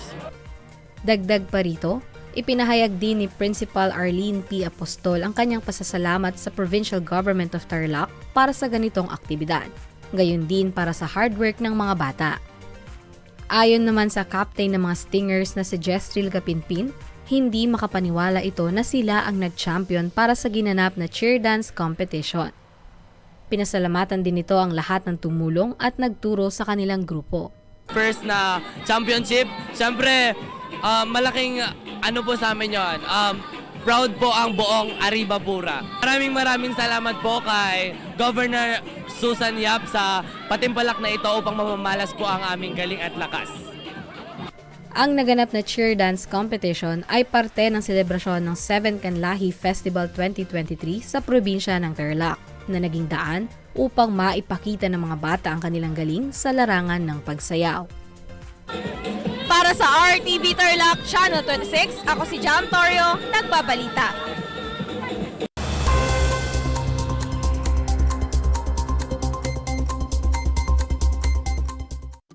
Kumusta mga giliw kong tagapakinig? Nagbabalik ang inyong paaralang panghimpapawid, Aral TarlakHenyo, sa RTV Tarlac, Channel 26, at sa bayang naririnig sa DZTC 828, Radyo Pilipino Tarlac. Tayo rin ay napapanood sa FB Live ng RTV Tarlac Channel 26. Sumasahimpapawid mula sa bayan ng Pura Tarlac, mula sa bayan ng San Clemente, mula rito sa Purok Elementary School, Pura Tarlac, sa bayan ng Kapas Tarlac. Ako, ang inyong guro, na maghahatid sa inyo ng makabuluhang pagtalakay sa ating aralin.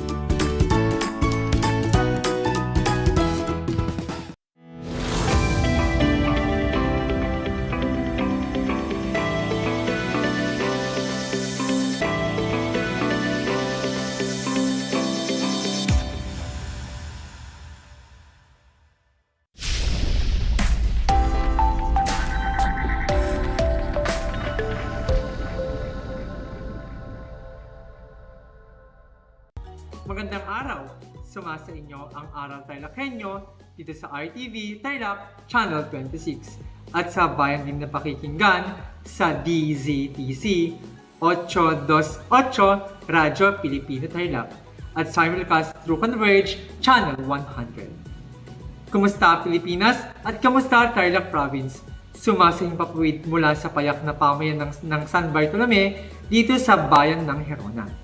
Ako si Teacher Jury Andres Madriaga, ang inyong teacher broadcaster para sa ika-4 na baitang ng PE na makakasama ninyo sa loob ng 25 minuto ng makabuluhang talakayan na may karunungan.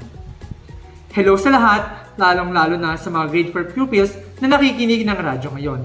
At hello din sa mga nakatutok sa Facebook Live na hindi na makapaghintay na sumagot sa ating mga katanungan maya-maya lamang. Bago tayo magsimula sa ating aralin para sa araw na ito, mangyari lang na ihanda ang inyong mga learning activity sheets. Ready na ba ito mga bata? Mabuti naman kung ganon. At siguraduhin na kayo ay nasa komportableng lugar at maayos at malinaw na naririnig ang ating broadcast. Kumusta mga bata? Kumain na ba kayo? Mabuti kung ganon na maging alerto at makabahagi sa ating aralin. Alam kong handa na ang inyong mga isip upang mas lalong maunawaan ang ating aralin ngayong araw. Kung nais ninyong makibahagi sa ating talakayan, maaari kayong mag-iwan ng mensahe sa ating Facebook Live comment section sa ibaba. Bago tayo magsimula sa ating aralin sa araw na ito, mangyari lang na ihanda ang inyong mga learning activity sheet na bigay ng inyong mga guro sa inyong paaralan. At syempre, huwag din ninyong kakalimutan ang inyong mga sagutang papel at panulat. Ready na ba ang lahat? I think ready na. Kung gayon, ituon ang inyong pansin sa pakikinig. At siguraduhin komportable kayo sa inyong kinalalagyan at iwasan ang anumang bagay na makapipinsala sa inyong paligid. Magbalik-aral muna tayo. Kung maaalala ninyo, noong nakaraang leksyon, itinuro sa atin ni Teacher June Valdez Gandola ng Rizal Elementary School ang paglilinang ng koordinasyon. Para makasagot, maaari kayong mag-iwan ng comment sa ating Facebook Live comment section sa ibaba. Para sa ating panuto, piliin at bilugan ang letra ng tamang sagot. Number 1. Ang blank ay ang kakayahan ng iba't ibang bahagi ng katawan na kumilos ng sabay-sabay na walang kalituhan. Letter A. Koordinasyon. B. Physical fitness. C. Ehersisyo. At letter D, kooperasyon. Pangalawa, bilang sangkap ng blank, dapat taglayin ng bawat isa ang koordinasyon para makakilos ng maayos at maiwasan ang sakuna. Letter A, koordinasyon. B, physical fitness. C, ehersisyo. O letter D, kooperasyon. Ang koordinasyon ng kamay at blank ay mahalaga sa iyong paglalakad, pagsasayaw, paglalaro, at paggawa ng pang-araw-araw na gawain. Letter A, mata. B, ilong. C, bibig. At letter D, paa. Pang-apat, ayon sa pag-aaral, ang blank ay nakalilinang sa paglalaro ng sipa or MELCs. Ulitin natin. Ayon sa pag-aaral, ang blank ay nakakalinang sa paglalaro ng sipa or MELCs. Letter A, eye-to-eye contact. B, eye-to-ears contact. Letter C, eye and hand coordination. Or letter D, feet and hands.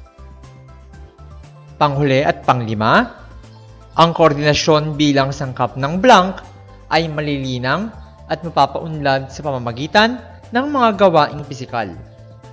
A, physical. B, coordination. C, fitness. Or letter D, contact. Ngayon, tignan natin kung tama ang inyong mga isinagot. Narito na ang mga tamang sagot. Sa number 1, letter A. Sa number 2, letter B. Sa number 3, letter A. Sa number 4, letter C. At panghuli, number 5, ay letter C. Mahusay grade 4 learners, ikinatutuwa ko ang inyong kooperasyon. Ilan ang nakuha ninyong score? Ilagay mo nga ito sa ating Facebook Live comment section sa ibaba. Sa mga nakakuha ng perfect score, very good. Sa mga nakakuha naman ng 3 to 4 points, magaling. At para sa mga nakakuha ng 1 or 2, okay lang yan. At sa mga bagong bukas lamang, okay lang din. Dahil marami pa tayong sasagutan, maya-maya lamang. Ang ating aralin para sa umagang ito ay tungkol sa likhang sayaw. Napapaindak ka ba sa tugtog o mga awitin ng sex bomb? Nabubuhayan ka ba ng diwa kapag narinig mo ang mga awitin ni Willie Revillame? At napapangiti ka ba tuwing naririnig mo ang mga paborito mong awitin sa radyo? Kung oo ang inyong sagot, tiyak na mag-e-enjoy ka sa ating tatalakayin ngayong araw. Tanong ko lang mga bata, kayo ba ay madalas manood ng kompetisyon ng sayaw? Napapansin ba ninyo ang iba't ibang kilos at galaw na ginagawa ng mga mananayaw? Sa araling ito, susubukan ninyong lumikha ng isang sayaw na gagamit ng iba't ibang hakbang ayon sa napiling tugtog. Mabilis man o mabagal ang awitin na inyong napili, tiyak kaya ninyo itong likhaan ng mga galaw. Ano nga ba ang ibig sabihin ng likhang sayaw? Ang likhang sayaw ay isang sining na binubuo ng piling magkakasunod na galaw. Ang galaw na ito ay masining at may tinutukoy. At ito ay kinikilala bilang sayaw ng mga mananayaw. Sa pagbuo ng mga step o galaw, ito ay nagmumula sa mga galaw na locomotor at hindi locomotor. Ano nga ba ang pagkakaiba ng locomotor sa di-locomotor? Ang kilos locomotor ay tumutukoy sa mga kilos na umaalis sa pwesto. Ang di-locomotor naman ay tumutukoy sa mga kilos na hindi umaalis sa pwesto. Maraming kilos na maaaring tumukoy kung ito ay locomotor o di-locomotor. Mahalagang matutuhan ang mga ito upang lumakas ang ating katawan. Bilang isang bata, masusubok nito ang tatag, at lakas ng inyong kalamnan o muscles. May naiisip ka bang kilos na locomotor at di locomotor? I-comment mo nga ito sa ating Facebook comment section sa ibaba at ito ay aking babasahin maya-maya. Ang paggawa ng kombinasyon ng galaw locomotor tulad ng paglalakad, pagtakbo, pagtalon, paglundag, leap, hop, skip, gallop, slide or glide. At ang paglapat ng di locomotor na galaw tulad ng pagbaluktot, pagunat, pagtulak, paghila, turn at twist, rock at sway ay makakatulong sa pagbuo ng likhang sayaw. Ngayon ay sabay-sabay nating gagawin ang figure 1. Lumakad ng 4 na beses papunta sa harap at ito ay may 4 na bilang. Pangalawa, lumakad ng patalikod pabalik sa lugar at ito ay may 4 na bilang. Humakbang sa kanan at ilapit ang kaliwang paa sa kanang paa, 2 bilang. Humakbang sa kaliwa at ilapit ang kanang paa sa kaliwang paa, 2 bilang. Ulitin ang pangatlo at ang pang-4 na step. Ngayon, gawin natin ang figure number 2. Lumundag paharap ng 2 beses. Ito ay may bilang na 4. Itiklop ng bahagya ang tuhod at isway ang hips o kumembot patungo sa kanan at kaliwa ng 2 ulit. Ito ay may bilang na 4. Tumalikod at bumalik sa lugar gamit ang 8 slides. Ito ay bibilangan natin ng 8 bilang.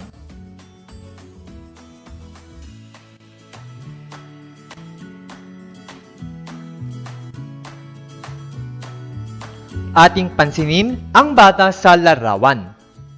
Ito ay ang batang nagwawagayway ng kamay pakanan at pakaliwa. Ano ang ginagawa ng bata? Umaalis ba siya sa pwesto? Ngayon, ano ang kilos na nilikha ng mga bata?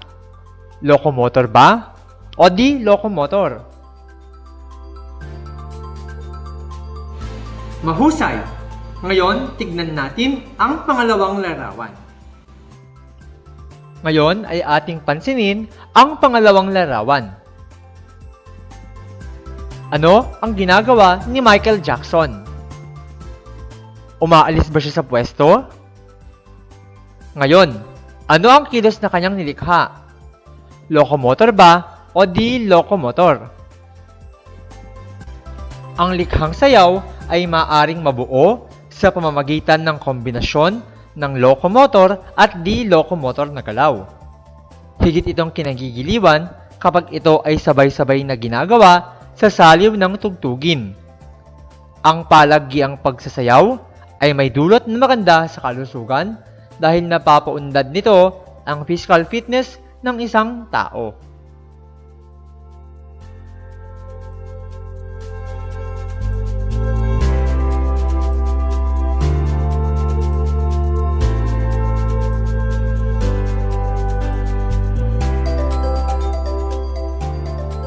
Ang pagsasayaw sa saliw ng tugtugin ay masayang gawain.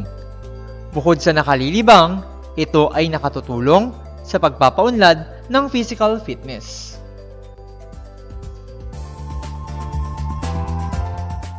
Ang paggawa ng kombinasyon ng galaw locomotor tulad ng paglalakad, pagtakbo, pagtalon, paglundag, leap, hop, pagkandirit, skip, gallop, slide, at ang paglapat ng di-locomotor na galaw tulad ng pagbaluktot, pagunat, pagtulak, paghila, turn at twist, rock at sway ay makatutulong sa pagbuo ng likhang sayaw. Paano ang gagawin sa pagbuo ng likhang sayaw? Una, pumili ng tugtog o musika na sa tingin mo ay kaya mong gawan ng step o galaw.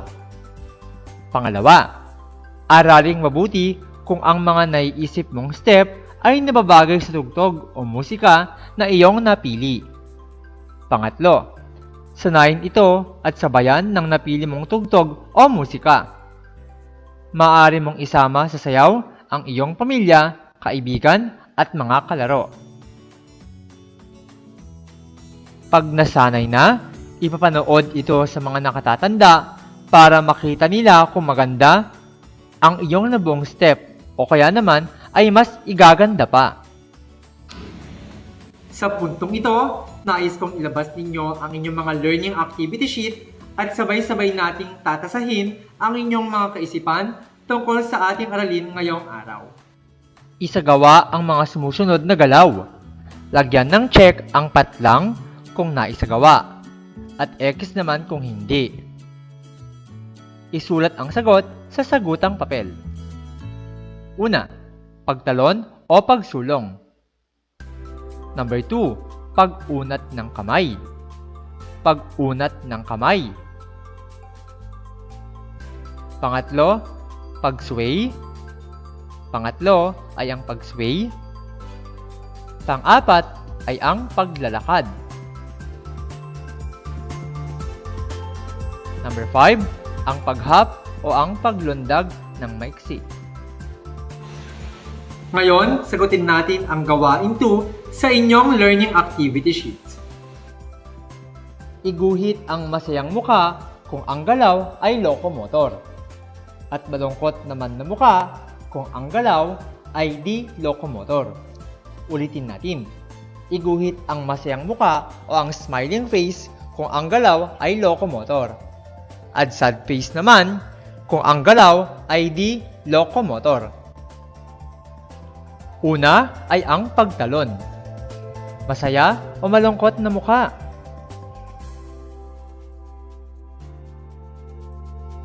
Pangalawa ay ang pagkembot. Masaya o malungkot na mukha?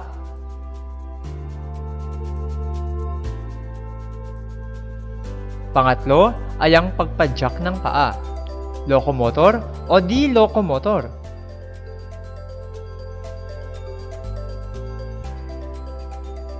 Pag-apat ay ang paglalakad. Masaya o malungkot na mukha?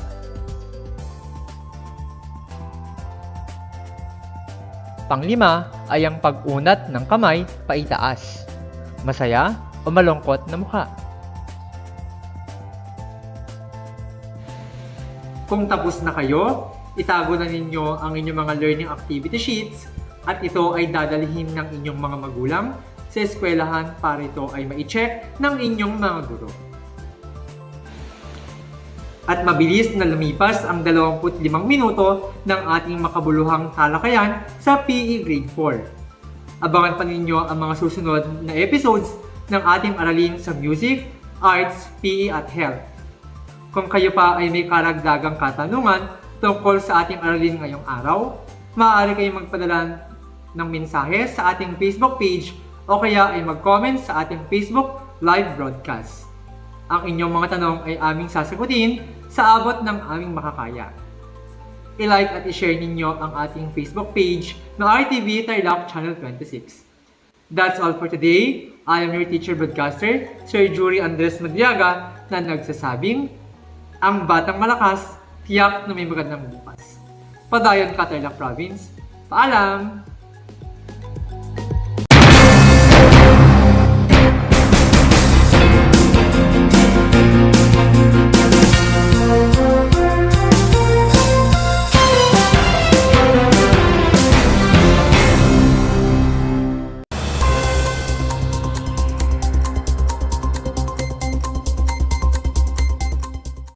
Seven Kanlahi Festival Street Dance Competition nalawka ng 8 bayan sa probinsya ng Tarlac.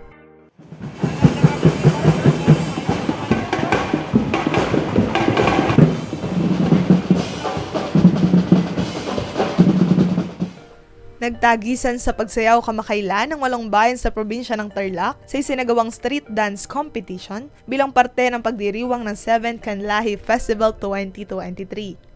Ito ang kauna-unahang pagkakataong may balik ang street dance activities sa physical venue matapos ang 2 taong pahinga dahil sa pandemya. Maaga pa lang ay dagsana ang mga tao sa Maria Cristina Park upang saksihan ang kompetisyon.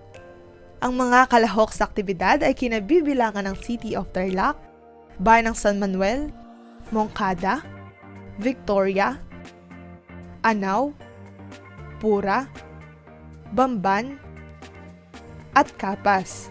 Nasungkit ng Bayan ng Moncada ang Best in Props at Best in Costume naman ang Bayan ng Bamban na may parehong premyong nagkakahalaga ng 30,000 pesos. Nakuha ng Bayan ng San Manuel ang 3rd place, 2nd place ang Bayan ng Bamban, at grand winner ang Bayan ng Moncada.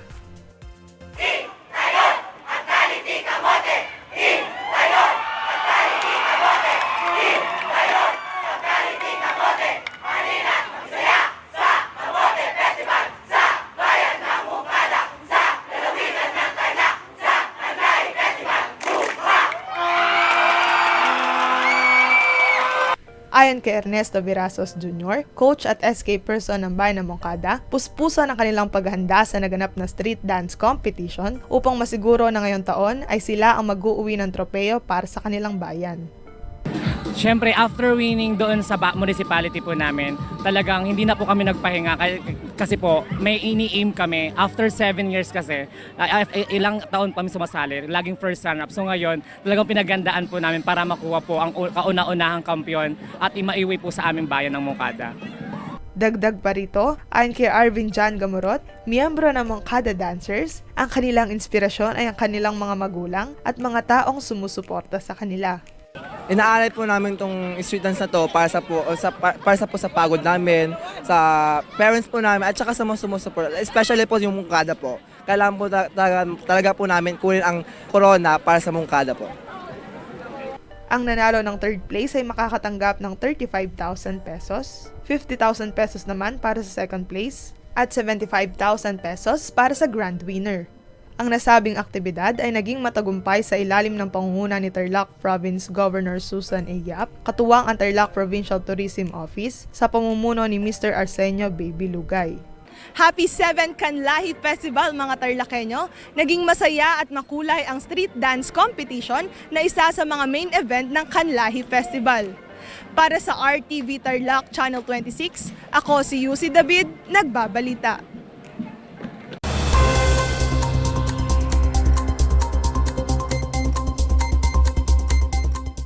Your 2023 Binibining Kanlahi is Conception! And with that, your Binibining Kanlahi 2023 first runner-up is Kapas! Kinurunahan na bilang Binibining Kanlahi 2023 si Miss Concepcion Vera Corinne Dickinson. Bagamat masama ang pakiramdam, hindi pa rin napigilan si Vera na masungkit ang corona. Binahagi ni Vera ang kanyang mga plano pagkatapos ng pageant. I think it's a great platform to actually promote for our tourism as well as the agritourism in our municipality. Pero right now I have bigger obligations to fulfill and that is to represent actually Tarlac Province. Nagbigay rin ng mensahe si Vera para sa mga kabataang Tarlakhenyo. As an advocate for education, sana priority natin yung education lagi. And as for the Binibining Kanlahi naman, sana makiselebrate tayo all together with the whole Tarlac Province. Masayang-masaya rin ang ina ni Vera at ang kanyang mga taga-suporta sa kanyang nakamit na tagumpay. We did not expect this. I always tell her na sa pageantry, laging bilog yung mundo. So, if you lost yung competition, don't feel bad. It doesn't mean you're not beautiful. It means it's not your time, pero napatunayan na naman niya. Since ito yung passion niya talaga, binigay niya yung best niya. And I'm really happy for her. Very, very proud, of course. Talaga namang yung gusto niyang yan, full support naman ako. And everybody knows here, they're all witness na every time meron silang activities, actually, I'm her driver and supporter. Actually, expect ko talaga siya ang mananalo. Andito lagi kami para sa kanya, para suportahan siya. Salamat, TarlakHenyo. I'm very proud of you kasi po nakita po talaga namin lahat yung sakripisyo ni Vera for this pageant. Talagang conflict sa schedule niya. May mga bagay siyang binitawan para lang makuha po yung crown na to. Nagsakripisyo po talaga siya and she very well deserves this crown. Present rin sa pageant si Miss Earth Philippines Jenny Ramp at si Miss Bikini Philippines Zea Nestle Pala. Angat rin ang ganda ni Binibining Kanlahit 2022 Jasmine Omay sa kanyang final walk. Binahagi nito ang kanyang mga plano ngayong naipasa na nito ang kanyang corona. I guess we're preparing for something and we don't want to be half-baked pag lumaban. So we just doing our best and gathering and, you know, maximizing the months that we have. So yun, soon we'll see, we'll be back at the national stage.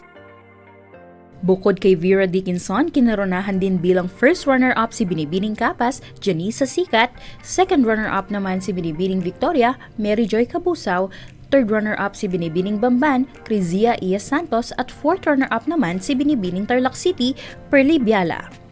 Hindi man naiuwi ng ibang munisipalidad ang corona, isang malaking karangalan pa rin ang maging kinatawan ng mga bayan sa Tarlac. Dahil ang gandang Tarlakhenya, tunay na nakakahalina. Para sa RTV Tarlac Channel 26, ako si Lovell Mikin, nagbabalita.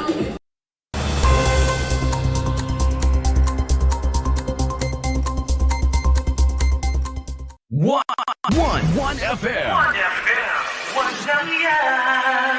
This is your one. My only one. One lang yan. The only one.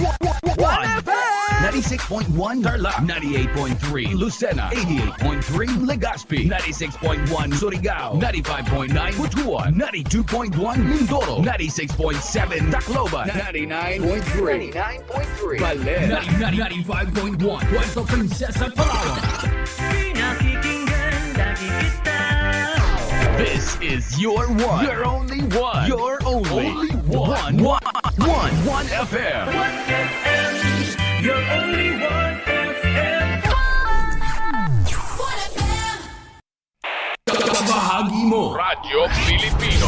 Saan mang bahagi ng Pilipinas. Saan mang bahagi ng mundo. Ano mang uri ng pamumuhay. Kabahagi mo. Kabahagi mo. Radyo Pilipino. Radyo Pilipino. Sumasahimpapawid sa DWPR 1296. Dagupan DZTC 828. Tarlac DZLT 1188. Lucena DZYN 1539. Mindoro DWRL 1080. Legazpi DWRN 657. Naga DYRB 540. Cebu DYRL 1035. Bacolod DYRN 1134. Dumaguete DXCO 1044. Cagayan de Oro DXGS 765. General Santos DXOC 1494. Ozamis DXOW 981. Davao at Radio Filipino Podcast Center Manila. Ito ang kabahagi mo. Radio Filipino. Napapakinggan on air and online sa buong mundo sa pamamagitan ng www.radiopilipino.com. Radiopilipino.com. Impormasyong may kalidad at serbisyong may halaga. Kasama katuwang Kapinoy. Kabahagi mo. Radio Filipino. Radio Filipino.